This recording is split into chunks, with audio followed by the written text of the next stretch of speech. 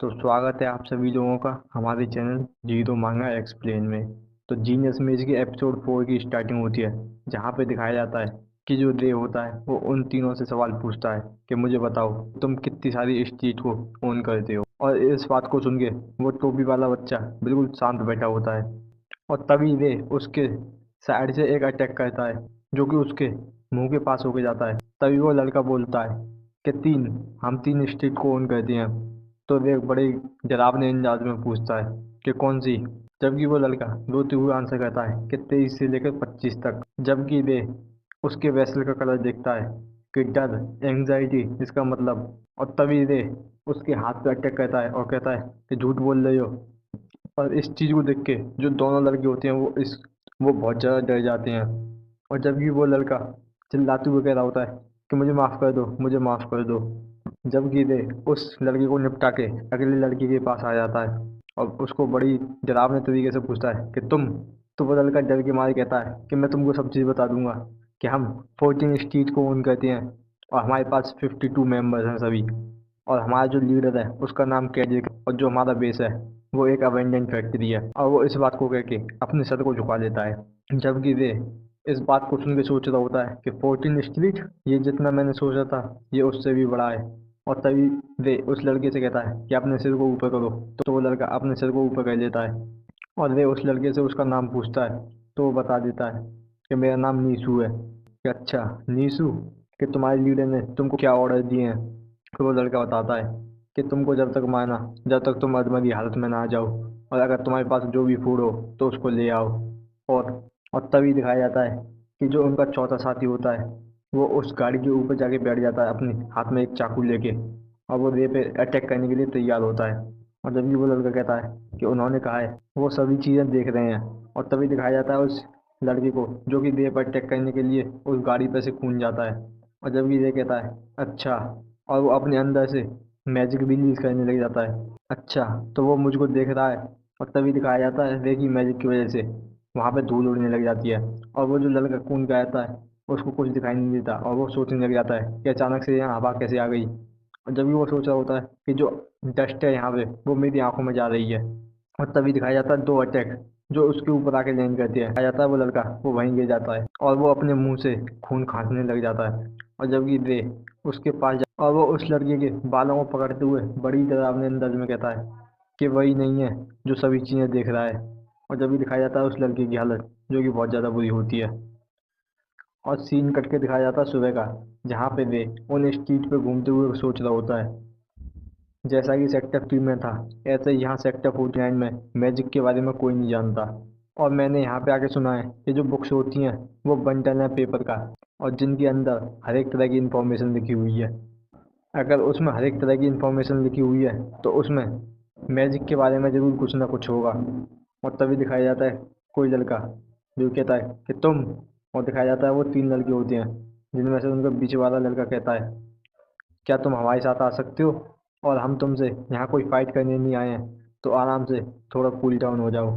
जबकि देव पूछता है क्या तुम भी वही लड़के हो जो उनके साथ है जो कल मुझको पीटने आए थे। तो वो लड़का कहता है कि हाँ तुमने सही कहा कि तुमने एनाटोली हॉर्न और मेलवेयर को पीट के अधमरा कर दिया, वो भी एक स्टाइल में। और इसीलिए हमारे जो बॉस हैं वो तुमको लाइक कर रहे हैं। और जबकि तुम अच्छे ही हो फाइटिंग में। तो और वो एक पर्चा निकाल लेता है हाथ में और उसको देखते हुए कहने लग जाता है तभी वो, क्या तुम में से किसी को पढ़ना आता है। तो उसके साइड वाला लड़का कहता है कि नहीं, मैं नहीं पढ़ सकता। जबकि दूसरे साइड वाला लड़का कहता है कि हमें कैसे पता होगा कि पढ़ना कैसे है। जबकि वो बीच वाला लड़का कहता है कि उन्होंने कहा था जैसा कि इसमें लिखा है ऐसा ही उसको पढ़ के बताना है। तभी दे उसके हाथ में से उस पर्चे को छीन लेता है और कहता है लाओ इसे मुझे दो, ये मैं खुद से पढ़ूंगा। जबकि वो लड़का कहता है क्या तुम्हें पढ़ना आता है। और जबकि दिखाया जाता है उन तीनों में से लंबे लड़के को, जो कहता है क्या ये कोई स्ट्रीट से नहीं है। जबकि दिखाया जाता है दूसरे साइड वाले लड़के को, जो कहता है कि इसको पढ़ना किस तरीके से आता है। जबकि वो बीच वाला लड़का कहता है कि खाली बॉस और बेवर को पता है कि किस तरीके से पढ़ते हैं। जबकि दिखाया जाता है उस पर्चे में लिखा हुआ होता है कि मेरे पास आके काम करो और मैं ये श्योर करूँगा तुम इस तरीके से कहीं नहीं भटकोगे। जबकि वो लड़का रे से पूछता है कि इस पर्चे पे क्या लिखा है। तो रे कहता है कि तुम बताओ कि तुम अपने लीडर को कैसे बनाते हो। तो वो लड़का कहता है क्या, तो रे दोबारा से पूछता है कि मैं ये तुमसे पूछ रहा हूँ कि तुम अपने ग्रुप के लीडर को किस तरीके से चुनते हो। तो लड़का बताता है कि फाइट करके जो भी ज़्यादा स्ट्रांग होता है वो हमारे ग्रुप का लीडर बन जाता है। तो देव वहाँ से मुड़ के जाते हुए कह रहा होता है चलो ठीक है, अब हमें चलना चाहिए। तो लड़का पूछता है मगर कहाँ। तो देव कहता है कि तुम्हारे लीडर से मिलने। और जब कि दिखाया जाता है वो चारों ही वो एबेंडन फैक्ट्री में आ जाते हैं जहाँ पे उनका ग्रुप होता है। और जबकि वो लड़का उसको बताते हुए कह रहा होता है कि ये है। और जबकि वो इस बात को करके वहाँ के गेट को खोल देता है और वो चारों ही लोग अंदर चले जाते हैं। और जैसे ही वे अंदर पहुँचता है तभी दिखाया जाता है वो गेट वो बंद हो जाता है और दिखाया जाता है कि वहाँ बहुत ज़्यादा लड़के होते हैं जो इधर से उधर खड़े हुए होते हैं। और जबकि दिखाया जाता है एक लड़के को जो कि सोफे पे बैठा होता है। और जैसे ही वे आता है तो वो उससे कहता है कि अच्छा तो वो तुम हो। और वो वहाँ से उठ के चलते हुए आता है और कह रहा होता है कि हाय, मेरा नाम कैडविक है। तो वहाँ मेन कैरेक्टर बताता है कि मेरा नाम रे है।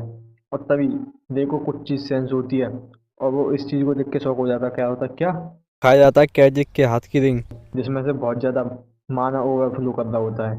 तो वो इसे देखते हुए कह रहा होता है कि मैंने बहुत बार कबाड़े में से माना को निकलते हुए देखा है मगर ये इतना ज़्यादा माना मैंने आज तक कभी ओवरफ्लो होते नहीं देखा। जबकि दिखाया जाता है कैजिक को जो कि सोफे पे जाके बैठ जाता है और उसके सामने ही रे बैठ जाता है। और कैजिक कहता है कि आराम से बैठो, मैंने यहाँ तुम्हें किसी एनिमी के रूप में नहीं बल्कि एक गेस्ट के रूप में इनवाइट किया है। जबकि दिखाया जाता है उनमें से कुछ लड़कों को जो कि रे के पीछे जाके बड़ी खतरनाक तरीके से उसको देखने लग जाते हैं। जबकि रे इस चीज़ को देखते हुए सोच रहा होता है कि ये इस तरीके से अपना डोमिनेंस फैला रहा है कि ये मेरी एज का होगा मगर इसकी जो लीडरशिप है ये बहुत ज़्यादा अच्छी है, यहाँ तक कि कुछ बड़े लोगों से भी। जबकि कैथलिक कहता है मैं तुमको अब पहले से ज़्यादा पसंद करने लगा हूँ, जबकि मैंने तुमको देख ही लिया है तो तुम में सच में स्टील का जिगरा है। और वैसे तुम कहाँ से हो, मैंने सुना था कि तुम यहाँ पे एक कार से आई हो। तो रे बताता है कि वो सेक्टर 50 से आया है। और इस बात को सुन के वो सभी हैरान हो जाते हैं। और जबकि वहाँ सभी लड़के इसी बारे में बात करने लग जाते हैं जिनमें से कोई कहता है क्या ये झूठ बोल रहा है, मैंने ये कभी नहीं सुना कि कोई सेक्टर 50 से यहाँ पे आए। और तभी कोई और कहता है मैंने सुना है यहाँ से जो अगला सेक्टर है वो बहुत ज़्यादा दूर है। दूसरा कहता है मैंने भी सुना है कि यहाँ से वो बहुत ज़्यादा दूर है, तो इसका मतलब ये अपने आप से उस गाड़ी को चला के लेके आया वो भी इतनी ज़्यादा दूर। जबकि केजेक अपने हाथ का इशारा करते हुए कह रहा होता है कि बहुत हुआ, चुप हो जाओ। और तभी केजेक कहता है कि अगर ये सही है तो तुम बहुत ज़्यादा इनक्रेडिबल हो, तो अब तुम और ज़्यादा क्वालिफाइड हो हमारी ऑर्गेनाइजेशन में एंटर करने के लिए। तो दे कहता है ऑर्गेनाइजेशन। तो कैजेक बताता है हाँ तुमने सही कहा कि हम एक ऑर्गेनाइजेशन है और हम प्लान कर रहे हैं कि अब हम एक जल्दी एक रियल ऑर्गेनाइजेशन में मिल जाएंगे जिसका नाम है मार्क रेड। और ये एक सेक्टर 45 की बहुत ज़्यादा फेमस ऑर्गेनाइजेशन है। और हमने उनसे एग्रीमेंट कर लिया है जैसे ही हम अपने ग्रुप में 66 मेंबर को रिक्रूट कर लेंगे वैसे ही हम मार्क एम में जुड़ जाएंगे। तो ये तुम्हें कैसा लगा, क्या ये अच्छा रीज़न नहीं है कि तुम्हें हमारी ऑर्गेनाइजेशन में जुड़ जाना चाहिए। और ये तुम्हारे लिए अपॉर्चुनिटी है कि तुम अपने स्टेटस को रेज कर सकते हो। तो ये कहता है कि हाँ ये बहुत ज़्यादा इंटरेस्टिंग स्टोरी है कि एक ग्रुप में एंटर करना ये इतना ज़्यादा भी हार्ड नहीं है। तो कैडेक वहाँ रिलैक्स होते हुए कह रहा होता है कि हाँ सही कहा, ये तुम्हारा अच्छा डिसीजन है कि तुम हमारी फैमिली में वो इतना कह ही पाता है। तो उससे पहले ये कहता है कि वैसे मैं किसी ऐसे के लिए काम करने के लिए मना करता हूँ जो कि मुझसे कमज़ोर है। जबकि इस बात को सुन के सभी लोग शांत हो जाते हैं। और जब ये कैडेक गुस्सा करते हुए उठता है क्या तुमने क्या कहा कि तुमने कहा कि मैं तुमसे वीक हूँ, तो इसका मतलब। और यहीं पे हमारा एपिसोड खत्म हो जाता है।